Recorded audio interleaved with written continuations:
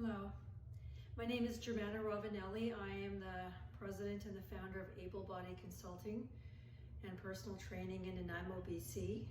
Today I'm going to share with you some fun exercises that you can do in the privacy of your own home, or you can do at a gym, that include this beautiful gift. This is a wonderful tool. It's called the Stability Ball. Originally they were used strictly for rehab, and I was very fortunate to meet a lady who is a physiotherapist, and she rehabbed and trained elite athletes and hockey teams, and I took some training from her. I don't know how many years, 15, 20 years ago, and I brought the balls to Vancouver Island, and it really gave me tools to develop a real thriving personal training business, because I no longer needed to be in alignment with fitness centers anymore. I no longer required that. I could bring the ball, some weights, some fun into a person's home, or they would come to my home, they would take their ball with them, and away they would go, and they'd have a perfectly good training tool. So if you choose to do any of these exercises with me, I want you to take full responsibility for yourself. Each exercise requires a certain amount of functional strength, body awareness.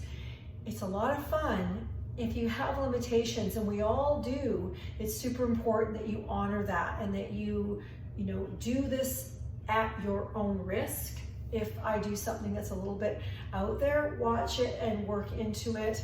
I just want you to know that this is a wonderful tool that allows you to have a well-rounded fitness training capacity in how you look after your body, as well as it's a lot of fun, and it never responds the same way twice. So the response I got from the last workout that I did last week with the ball was pretty high. So I realized that a lot of people like this as a tool to use at home instead of worrying about going to gyms and things, and you can also do this at a gym. So now I've got my ball, I'm in a kneeling position.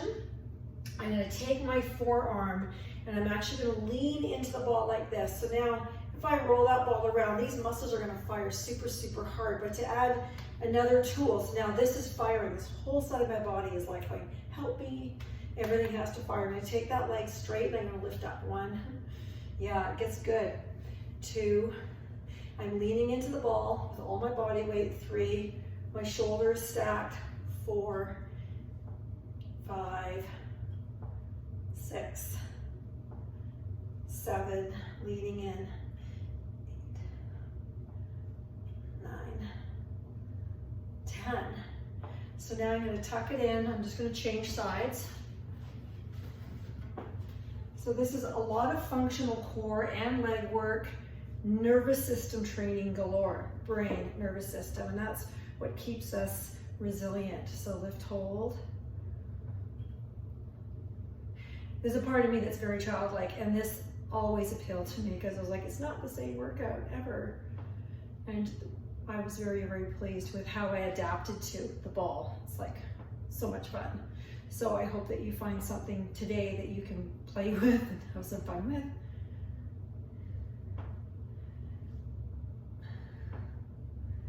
And so both of my butt cheeks are screaming at me. One more, because this is stabilizing and this one's lifting. Now tuck. I'm going to show you something that I thought was really neat. My teacher, her name is Cheryl Soloway. I have no idea if she's still alive. She looked like Cheryl Teagues off Charlie's Angels. She was so beautiful. So you come into this position. So I'm leaning into the ball, putting all my weight in, fingertips on the floor, one leg is straight, hold, come down. So now lots of quads, lots of core, having to balance, and I'm using one finger. You can use both hands.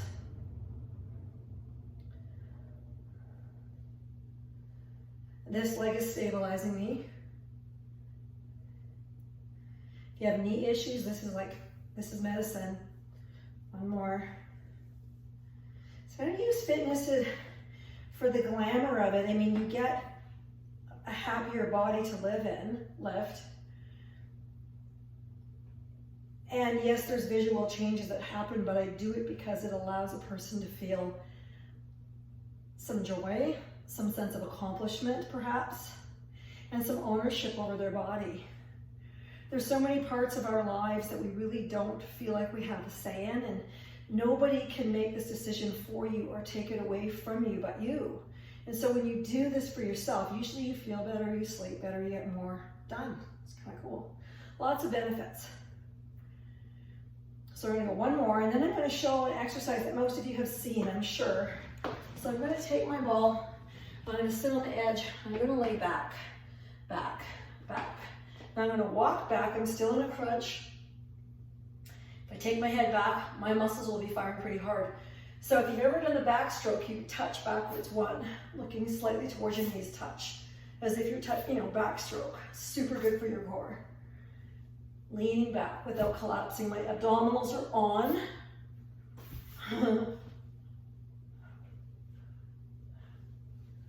We're going for 10 per side.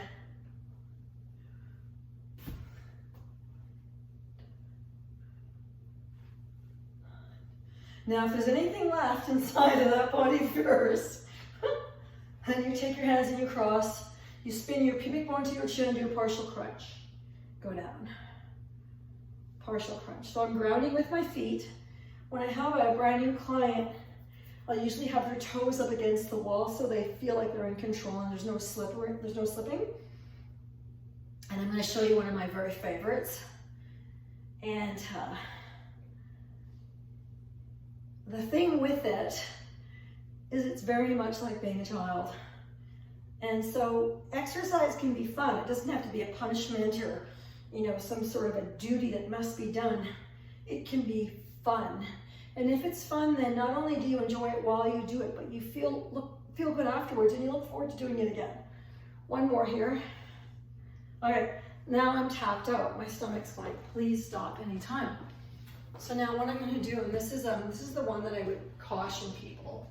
So I'm in my doorway and I'm taking my hands like this and I'm going to push off my feet, fly out, come down and push back.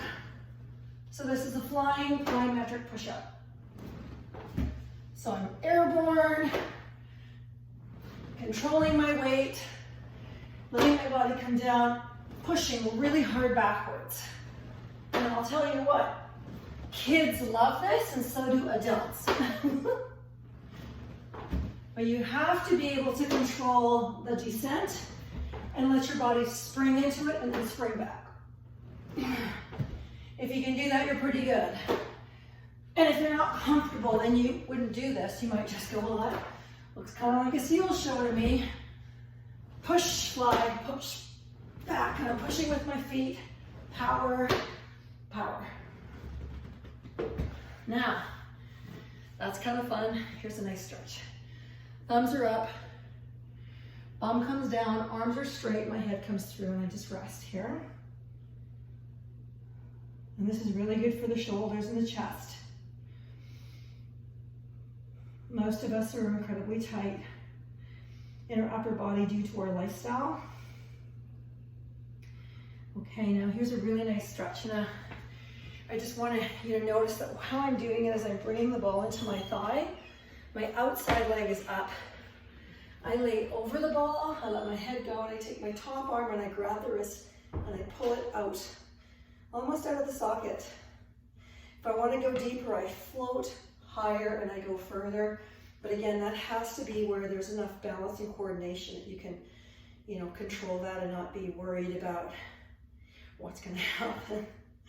So this is kind of neat. So if I take my bottom leg and I kick it, and then I roll upside down and stretch the entire chest and the spine.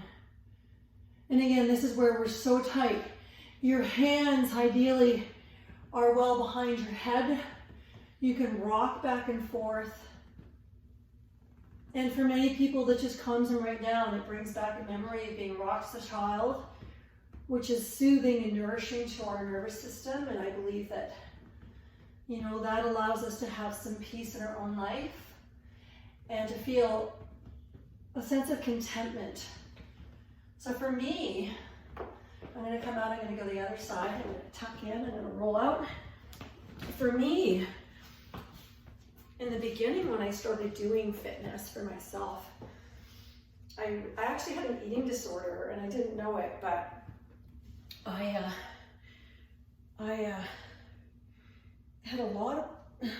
emotional issues connected to my body, and I would sabotage my success. If anyone said, oh, you're looking good, I'd be terrified and I'd go put on 15 to 20 pounds, and then I would torture myself with what I had done.